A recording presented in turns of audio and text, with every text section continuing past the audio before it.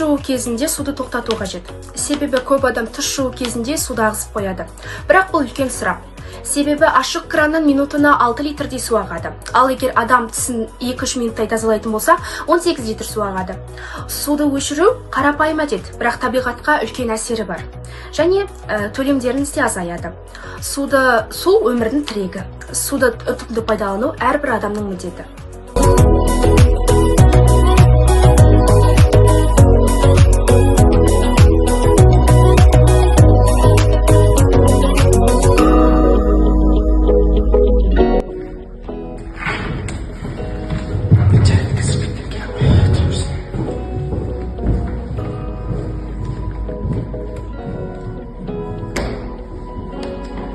Мирас, езде что?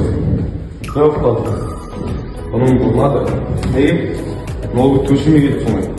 Қазір қайта келемін паспорттар жазылсын, тоқтын өндіре берек. Мектепте де, үйде де, әрдайым тоқтын өндіре жүру керек. Әрдайым бәрі өсіп кетсақ.